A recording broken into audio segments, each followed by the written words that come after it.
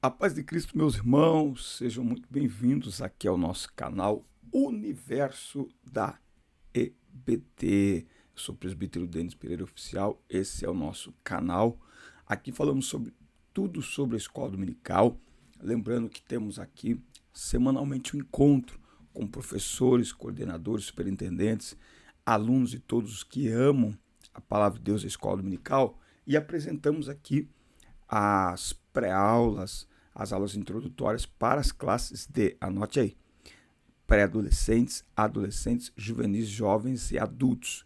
Por isso é muito importante você pegar aí já a sua Bíblia, revista, papel e caneta para acompanhar esta aula que nós vamos ministrar neste vídeo. E também é muito importante você se inscrever no canal, ativar o sininho de notificações, dar like no vídeo e comentar o vídeo. Seu comentário vale ouro. O YouTube ama quando você comenta em um vídeo.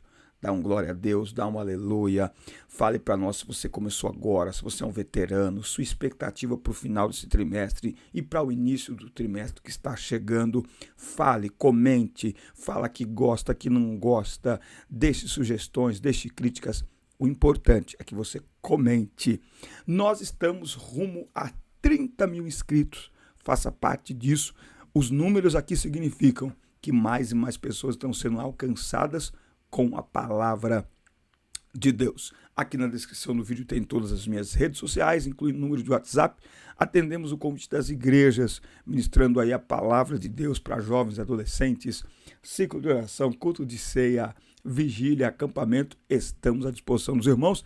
E segue @denispereira.ofc, porque lá tem trechos de nossas pregações e viagens também. Neste final de semana estaremos em Paulínia, depois estaremos em Campinas e depois Itapira. Paulínia, Itapira e Hortolândia. Ore por nós e entre em contato, será um prazer atender a sua igreja também. Pegue então a sua Bíblia, revista, papel e caneta. Vamos juntos preparar a aula desta semana.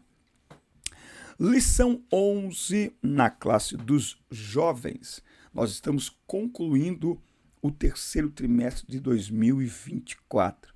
E eu vou dizer que as próximas revistas serão maravilhosas também.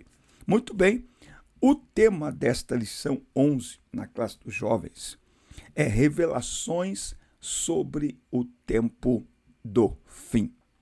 Aí onde vocês moram está muito calor, tem muita queimada por aí. Vocês se lembram que até algumas semanas atrás eu estava de terno aqui por causa do frio e hoje está muito calor. Se eu ligar o ventilador aqui dentro, vai ficar um barulhão. Então, com licença, estou de camiseta, uma das muitas que ganhei aí nas igrejas onde vamos ministrar a palavra de Deus. Muito bem, o texto em destaque para esta aula, o texto principal, está em Daniel 8:15. E aconteceu que, havendo eu, Daniel, visto a visão, busquei entendê-la. E eis que se me apresentou diante uma semelhança de homem. O conhecimento das coisas futuras nos dá a esperança e a certeza de que Deus está no controle de todas as coisas. Você acredita nisso? Deus está no controle de todas as coisas. Nós não estamos abandonados à própria sorte. Deus está no controle. E olha, com Deus no controle, a situação já não está muito boa. Imagine se ele não estivesse. Por isso que o cristão, ele glorifica a Deus todos os dias, em quaisquer momentos de sua vida, porque ele sabe que a sua vida está nas mãos de Deus e no controle de Deus. O texto bíblico em classe, os objetivos desta aula é conhecer a visão de Daniel do carneiro e do bode, compreender a simbologia do bode e do pequeno chifre e aprender sobre o cumprimento da visão para o tempo do fim. Você sabe que o livro de Daniel é um livro que aponta para o fim, é um livro escatológico. Tá? O texto bíblico em classe para você ler com os alunos está em Daniel 8, do 1 ao 6. Nesta lição, estudaremos o capítulo 8 do livro de Daniel. Esta visão narrada por Daniel descreve o conflito entre um carneiro e um bode, numa alusão aos impérios medo-persa e grego. Ao mesmo tempo, a passagem descreve uma revelação sobre Antíoco Epifânio e sua representação do anticristo nos tempos do fim. Então, para nós caminharmos em direção aos tempos do fim, às revelações das últimas coisas, é preciso conhecermos um pouco mais sobre o livro de Daniel. No primeiro tópico, ele vai nos apresentar a visão de um carneiro e um bode. O capítulo 8, que ocorre no terceiro ano de Belsazar, por volta de 550, 549 a.C., ali não se tratava de uma visão pelos olhos físicos, nem de imaginação da mente humana, mas uma revelação celestial concedida pelo Senhor ao seu servo. Tá? Então, ele se via ali na província na cidade de Suzão, na cidadela de Suzão, na província de Elão, que estava ali a uns 300 quilômetros da Babilônia. A expressão cidadela alude a local específico, referindo-se a uma fortaleza situada em um local estratégico que domina e protege as cidades. E os historiadores também dizem que ali era uma residência de inverno dos reis persas, tá? Veja que a visão ela é explicada pelo anjo Gabriel, que Deus enviou com o propósito da interpretação a Daniel. Esses dias, um irmão me perguntou sobre um sonho, e eu disse a ele que quando o sonho vem de Deus, quando a visão vem de Deus, ele também dá a interpretação. Tá? Então, se eu acredito que tive uma visão de Deus, um sonho de Deus, se é de Deus, eu devo buscar de Deus a interpretação. Nesta visão, são visões que carregam uma simbologia. Não é? Então, nessa visão, ele vai ver um primeiro animal, que é um carneiro, que tinha duas pontas ou dois chifres. Você sabe que chifre significa honra, tá? Chifre significa honra. Chifre fala de honra. Chifre fala de unção, né? Lembra quando em 1 Samuel, Deus diz para Samuel, enche o teu vaso, em algumas versões, chifre de azeite, tá? Por quê? Porque tem essa simbologia de unção, tem essa simbologia de autoridade, de honra, tá? Os dois chifres compridos, então, este carneiro com dois chifres, com duas pontas, ou com um chifre com duas pontas, simbolizava lá o Império Medo-Persa, tá? Um era maior do que o outro, mostrando aí a história destes dois impérios que se unem após a conquista da Média por volta de 550 a.C. São lições bem históricas. Tá? Então, o chifre menor ele aponta para a Média ou para o Império Aquemênida, e o chifre mais alto aponta para a Pérsia, que apesar de ser posterior ao Reino Medo, tornou-se proeminente. Ciro, ele foi o grande líder responsável pela unificação e posteriormente pela tomada da Babilônia. Então você tinha ali dois impérios, Ciro unifica estes dois impérios, não é? O império do Medo e da Aquemênida, não é? E eles então tomam a Babilônia. Então o império Medo-Persa ele é posterior ao império da Babilônia. E é o mesmo Ciro mencionado pelo profeta Isaías no capítulo, vamos ler, 44, Isaías, capítulo 44, e versículo 28. Olha só, que diz de Ciro, ele é o meu pastor e realizará toda a minha vontade, dizendo a Jerusalém: tu serás edificada, e para o templo teu alicerce será posto. Olha o que diz o versículo 1 de Isaías 45. Assim diz o Senhor a seu ungido, a Ciro, tá? Ungido aqui é escolhido, cuja mão direita eu tenho sustentado para subjugar nações perante ele. E eu afrouxarei os lombos de reis para abrir perante ele os portões duplos, e os portões não estarão fechados. Eu irei antes de ti e farei os lugares tortuosos retos, quebrarei em pedaços os portões de bronze e cortarei em partes as barras de ferro. Veja, olha o 4. Por amor do meu servo Jacó e de Israel. Aí a gente entende. Por que é que Deus está falando para Ciro, que não é servo dele, e está dizendo: eu te escolhi? A resposta está no versículo 4.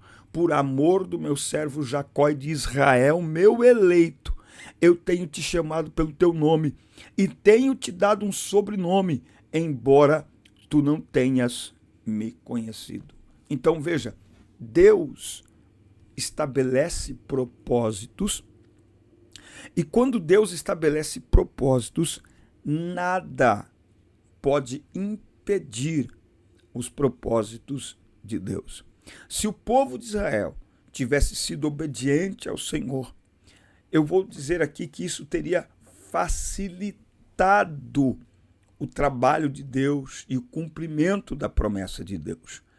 Mas o fato de Israel dificultar o processo, dificultar a jornada, não invalida aquilo que Deus decretou, determinou, planejou e definiu. Muito bem. Então, Ciro ali, ele vai agora tomar conta de todo aquele território, tá? Ciro tinha uma atitude respeitosa em relação aos inimigos derrotados, tratando os povos conquistados com tolerância, tá? Então, diferentemente de outros impérios, o Império de Ciro tinha uma certa ali tolerância para com os povos conquistados, tá? Então, você entendeu aqui nesse primeiro tópico o que é que Deus está fazendo, o que é que ele está mostrando aí ao profeta Daniel, como que ele está mostrando que ele mexe no tabuleiro das nações. Vamos usar aqui essa palavra.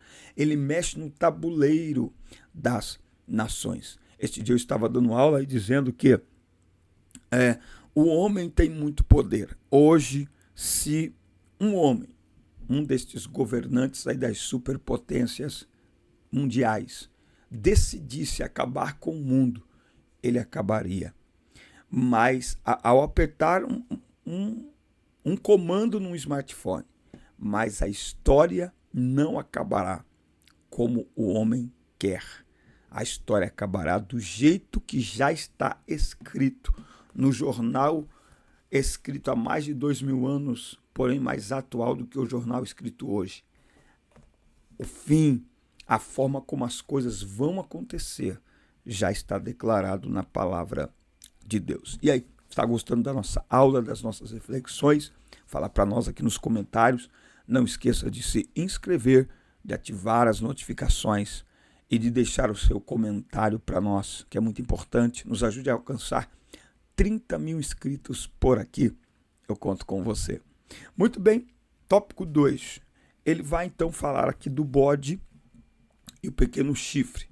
O bode peludo que surge na visão de Daniel e derrota o carneiro é o rei da Grécia, identificado aí na história como Alexandre o Grande. Ele é conhecido aí na Macedônia como um dos maiores líderes militares da história, graças às suas conquistas expansivas pelo mundo conhecido na época, tá? Então, veja que o fato do animal surgir sem tocar no chão mostra a velocidade da sua expansão. Em 12 anos de reinado, Alexandre tinha um vasto império que se estendia da Grécia até a Índia, tá? Então, o império alexandrino, vamos dizer assim, ele foi um império que chegou ao poder e depois de chegar ao poder se expandiu muito rapidamente. No entanto, veja que o Império de Alexandre durou muito pouco tempo. Ele morreu com apenas 33 anos de idade, sem sucessor familiar, cumprindo-se a profecia de que o seu reino seria quebrado e repartido, tá? Mas não para sua posteridade. Os 4 chifres que surgem refere-se à divisão do reino depois de sua morte, que foi aí dividido entre os seus generais, Cassandro, Lisímaco, Ptolomeu e Seleuco, tá? Então, estes generais acabaram por dividir o Império de Alexandre. Então, ele foi muito poderoso, muito austero, se expandiu muito rapidamente, mas ele acaba em Alexandre, não tem sucessor e os seus generais brigam entre si e repartem ali o seu império. Isso mostra, entre outras coisas, como os reinos da terra são frágeis, como os reinos da terra são volúveis, eles são temporários, né? Então, todo o tempo de poder que o homem tem para exercer o poder é enquanto ele está no trono. O tempo que o homem tem para dominar é o agora, é o hoje, porque nenhum ser humano, por mais poder que tenha, por mais autoridade que exerça, por mais lindo que seja o seu trono e o seu império, domina a coisa mais básica do ser humano, que é o ar que insufla os seus pulmões. Então, nós vemos aqui que ao longo da história, grandes reis e grandes reinos se levantam, mas assim como uma folha seca levada de um vento para o outro, eles aparecem e desaparecem. Mas o nosso Deus reina eternamente, de eternidade a eternidade. Ele é Senhor e, portanto, digno de ser eternamente adorado, eternamente glorificado. Aleluia. Bom, aqui, tópico 2.3. O pequeno chifre. Enquanto Daniel observava, viu surgir de um dos 4 chifres um pequeno chifre que cresceu rapidamente e se lançou contra o exército do céu, profanando o santuário. Historicamente, esse pequeno chifre simboliza Antíoco, pertencente à dinastia Seleucida. Embora não fosse herdeiro direto do trono, Antíoco assumiu o poder após o assassinato de Seleuco IV Filopátor, em meio a intrigas e disputas. Ao assumir o trono sírio, mudou o título para Antíoco Epifânio, isto é, Deus manifestado. Não é? Ele tinha um temperamento cruel e sanguinário e cometeu diversas atrocidades contra o povo de Deus, buscando aí o seu extermínio. Não é? Então, o povo judeu sempre foi perseguido. Tá? E um fato histórico relevante é que as suas proibições às práticas religiosas judaicas levou à revolta dos Macabeus, liderada aí por Judas Macabeus. O que eu aprendo nesse segundo tópico sobre a Existe essa palavra? Não sei. Será que tem alguém assistindo aí? Se tiver alguém assistindo aí, responde para mim. Tem essa palavra? A temporariedade dos reinos deste mundo. Tem essa palavra? Bom, no tópico 2, o que eu estou aprendendo é isso. Reinos surgem e reinos se vão. Reinos se levantam e reinos são abatidos. Então, por isso que nós temos que ter o cuidado de jamais colocar a nossa confiança em tronos humanos, em homens humanos. E quando eu falo de colocar a confiança, eu não estou dizendo que devemos confiar de todos, porque as pessoas hoje vivem nos extremos. Não, eu estou dizendo que confiança plena só em Deus. Confiança plena só em Deus.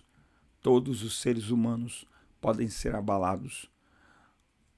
Todo império humano pode ser abalado. Eu procuro sempre estar atento aí a informações, a notícias, e eu venho acompanhando já há algum tempo Por exemplo, nós tínhamos, aí a juventude deve se lembrar, nós tínhamos no Brasil o 8º homem mais rico do mundo, até alguns anos atrás. Esse homem hoje não está nem na lista dos 50 mais ricos do mundo. Isso é uma grande prova humana e atual de que os reinos, as posições humanas, elas são frágeis. Elas rapidamente podem, né? Nós vemos um tempo hoje, quem acompanha um pouquinho de notícia, eu não assisto o jornal, TV aberta está desligada aqui em casa, mas um simples movimento de mercado, né? E uma plataforma como, por exemplo, Facebook perde num dia, tem essa notícia aí, Facebook teve um dia aí que perdeu 30 bilhões na Bolsa de Valores, de valor de mercado. Você tem ideia o que é isso? Não é? Tem ideia o que é isso? Não é? Então, esses dias a Petrobras passou por isso também, né? Então, isso mostra quão frágil são os reinos humanos e terrenos. Mas o nosso Deus continua reinando, como eu já disse, de eternidade a eternidade. E por último, o tópico 3, vamos falar sobre o tempo do fim. O tempo do fim. Um protótipo do anticristo. Em razão de suas características e descrições bíblicas, Antíoco é tido por muitos intérpretes das escrituras como um tipo de anticristo, um líder no fim dos tempos que se levantará contra o povo de Deus e fará coisas semelhantes. Conforme o ensino do saudoso pastor Antônio Gilberto, Antíoco seria o cumprimento parcial desta visão. O anticristo, cumprimento cabal. Suas características são as de um ditador mundial. Será o último grande governo mundial da história. Tá? Eu estive falando um pouco sobre isso, que anote isso aí, ó, o sistema para o governo do anticristo já está sendo testado. Ok? Há muitos anos atrás a gente não conseguia imaginar um reino, um rei reinando, dominando o mundo todo. Eu estou falando de um tempo de ficha telefônica, de carta escrita à mão, de fax, ok? Acontece que a internet e este aparelhinho chamado smartphone, gente, eu estava dando aula para os adolescentes e dizendo para eles, a revolução e a mudança que a internet e depois o smartphone provocaram no mundo foram mudanças tão relevantes que 20 anos depois da internet, 10 anos depois do smartphone, porque começou com o celular, isso aqui não é celular, isso aqui é um smartphone, ok? Só para você pensar, te fazer pensar. 20 anos depois da criação da internet, 10 anos, eu estou falando tempos aproximados, 10 anos depois da criação do smartphone, nós estamos vendo grandes acontecimentos e o surgimento de tecnologias super inovadoras, como é o caso da inteligência artificial. Mas preste atenção, tudo o que está sendo criado, gerado, desenvolvido, necessariamente passam pelo smartphone e pela internet. Para ver o nível de mudança que estes dois acontecimentos geraram no mundo. Então, hoje se fala muito em inteligência artificial. Aonde é que você mais usa inteligência artificial? No smartphone. E qual é o meio? A internet. Não tem outro jeito. Então, eu estou dizendo isso para dizer o seguinte, que o sistema para o governo do anticristo não é que ele está sendo implantado, construído. Não. Ele está sendo testado. Dia após dia, um pouquinho de cada vez. De tal maneira que, quando a igreja for arrebatada e o anticristo assumir, todo o sistema para ele governar estará pronto. Senão ele teria que levar muito tempo até implantar. Oh, muda isso. Não, não, não, não, não, não, não. A Bíblia diz que o espírito dele já opera. Então, todo o sistema de captação de recursos, de controle social, de controle controle financeiro, tudo isso está sendo testado no mundo todo. Hoje eu acho que só existem as criptomoedas, que é a única forma de movimentação financeira não rastreável pelos governos. E ainda assim, as criptomoedas são algo completamente distante da maioria da população. 99% das pessoas não sabem sequer o que são as criptomoedas. Logo, todo o sistema financeiro está amarrado de tal maneira que há um controle sobre tudo que fazemos com o nosso dinheiro e, portanto, com a nossa vida. Parece algo normal. Quem não conhece Jesus trata isso como algo natural. Mas nós que conhecemos o final da história, sabemos que tudo isso faz parte de um sistema que está sendo testado, treinado, preparado para o governo do Anticristo, que será um governo ditatorial, controlador das pessoas. Não é? E aí ele conclui aqui dizendo que o Anticristo ele vai ser derrotado por Jesus. Não é? Ele vai ser derrotado por Jesus quando ele querer ser adorado, quando ele, enfim, atacar Israel. No final ali da grande tribulação, ele será derrotado por Jesus. E ao final, Daniel declara aqui no tópico 3.3, para a gente terminar, que ninguém podia entender aquela visão. Ela estava além da compreensão humana. Olha que interessante. Interessante por quê? Porque Daniel tinha o dom de interpretação de sonhos.